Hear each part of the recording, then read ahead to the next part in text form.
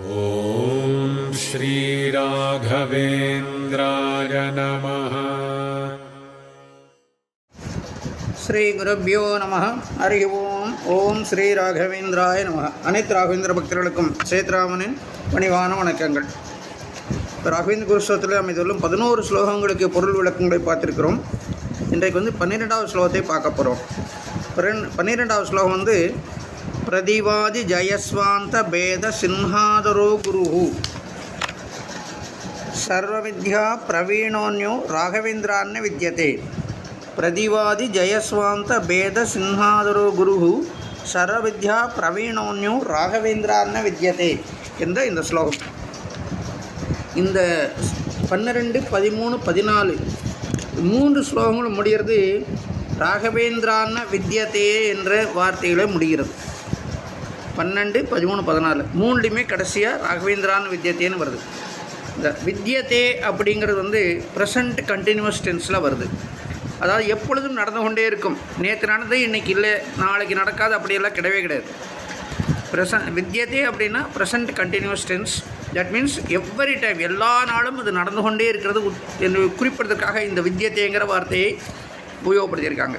இன்னொன்று ராகவேந்திரான்னு வித்யத்தே அப்படின்னா ராகவேந்திரை தவிர வேறு யாருமே இல்லை அப்படின்னா அவர் ஒருவர் தான் என்பதை திட்டவட்டமாக சொல்லியிருக்காங்க. இந்த 3 ஸ்லோகங்களும் ராகவேந்திரனுடைய குருவினுடைய மகிமையை, பெருமையை சொல்வதாக அமைந்திருக்கிறது.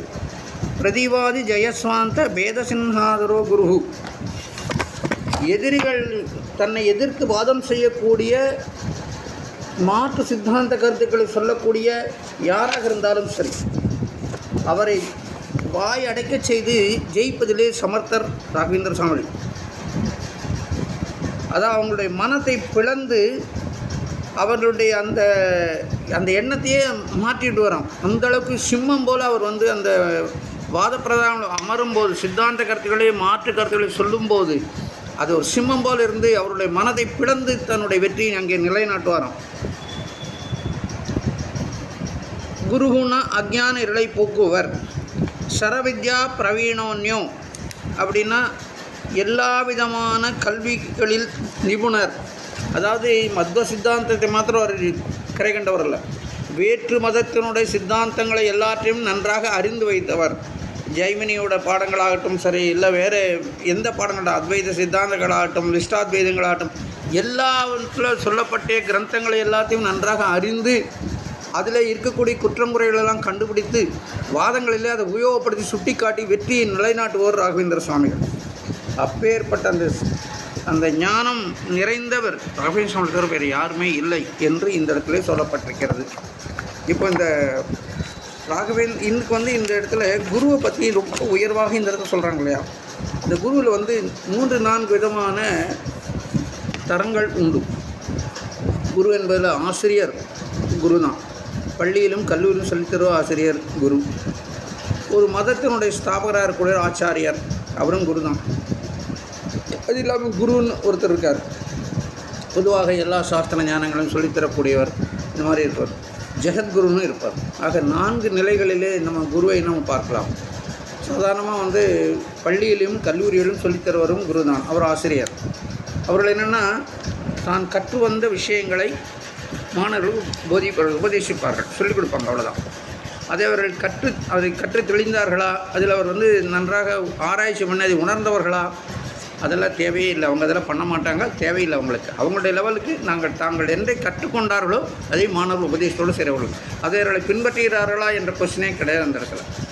அடுத்து ஆச்சாரியர் என்பது அடுத்த ஸ்தானத்தில் கூட. ஆச்சாரியர் ஒரு குறிப்பிட்ட சித்தாந்தத்தை அவர் இன்சிஸ்ட் பண்ணி அதை எல்லோரையும் ஃபாலோ பண்ண சொல்லி அவர்களை அதை அறிமுகப்படுத்தி அந்த சித்தாந்தத்தை யாரெல்லாம் ஃபாலோ பண்ணால் அவர்களுக்கெல்லாம் அவர் குருவாக விளங்கக்கூடியவர்.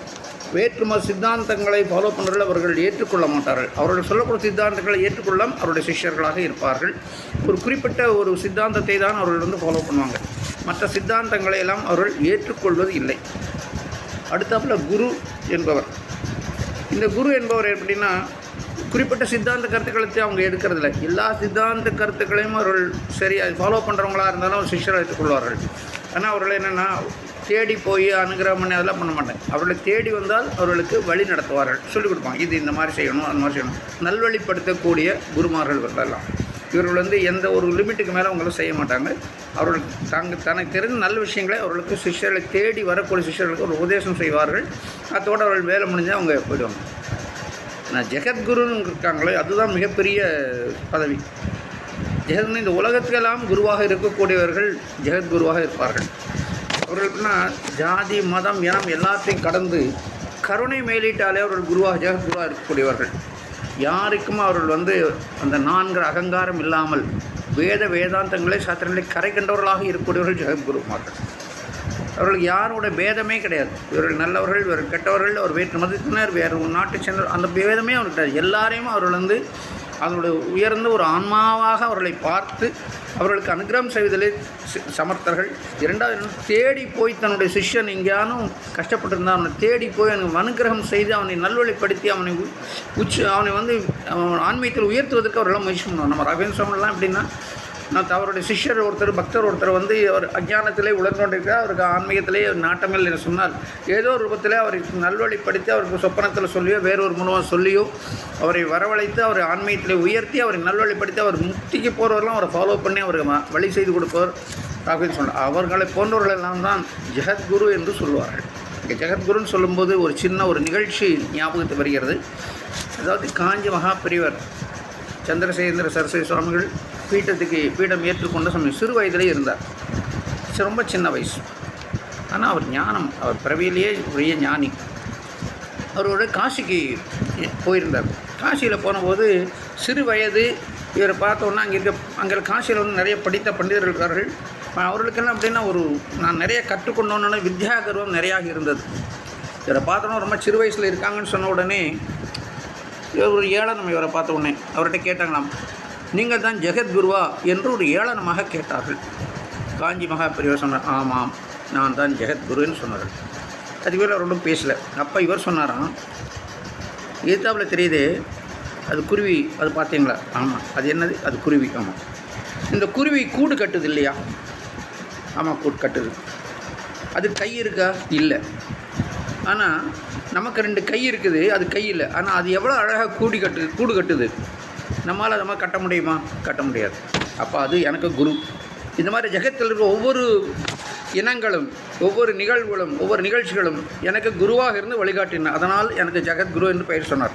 இதான் தான் ஜெகத்துக்கெல்லாம் குரு என்று சொல்ல, ஜெகமே தனக்கு குருவாக இருப்பதனாலே ஜெகத்குரு என்று சிலேடையோடு சொன்ன உடனே இவருடைய அறிவாற்றலை பார்ந்தவர்களெல்லாம் சாஷ்டா நமஸ்காரம் செய்து மன்னிப்பு கேட்டார்கள் என்பதாக ஒரு சரித்திரம் இருக்கிறது. மகான்கள்னால் அப்படி இருக்கக்கூடியவங்க தான், அந்த மாதிரி இருக்கக்கூடியவங்க தான் ஜெகத்குருவாக இருக்கக்கூடிய நம்ம ராகவேந்திர சுவாமிகள் கருணை மேலிட்டினாலே பக்தர்கள் எல்லாத்தையும் அதனுடைய அனுகிரகத்தினாலே அவர்களுக்கு எல்லா ஆன்மீக லௌகியத்திற்குடைய தேவைகளெல்லாம் பூர்த்தி செய்து கொடுத்து அதுக்கப்புறம் அவர்களை ஆன்மீகத்தில் உயர்த்தி அவர்கள் முக்திக்கு போகிற வரையிலும் அவர் வந்து இங்கே பூலோகத்தில் தபஸ் பண்ணிட்டு இருக்க போகிறேன்னு சொல்லி 700 வருஷங்களை தபஸ் பண்ண சொல்லி சங்கல்பம் பண்ணி இதெல்லாம் 352 வருஷங்களாக தபஸ் பண்ணிகிட்டு இருக்கார். யாருக்காகனா நம்ம எல்லாம் முக்திக்கு போகணும், ஆன்மீகத்தில் இருந்து நம்ம இறைவனை சென்று சேர வேண்டும் என்பதற்காக. ஜெகத்குருன்னா கருணை மேலிட்டினாலே நம்ம எவ்வளோ தப்புனாலும் நமக்கு கோபமே வராது. ஐயோ பாவம் அஞ்ஞானத்தினாலே தவறு செய்கிறானே என்று நம்மேல் வருந்தி நமக்கு சாபம் கொடுக்காமல் அவரை நம்ம நல்வழிப்படுத்துவதற்காக ராகவேந்திர சுவாமி இங்கே தபஸ் பண்ணியிருக்கார். அப்பேற்பட்ட அந்த ராகவேந்திர சுவாமிகள் நம்மளை எப்பொழுதும் காப்பாற்றட்டும் என்பதாக இந்த ஸ்லோகத்தில் சொல்லப்பட்டிருக்கிறது. இது வேதாந்தங்களிலே ஒரு மிகவும் கரை கண்டவர் என்று சொல்லியிருக்கிறது. அதை பற்றி ஒரு நிகழ்ச்சிகளை எல்லாம் நான் இதனுடைய இன்னொரு எபிசோடில் இதை நான் உங்களுக்கு ஓம் ஸ்ரீ ராகவேந்திராய நமஹ.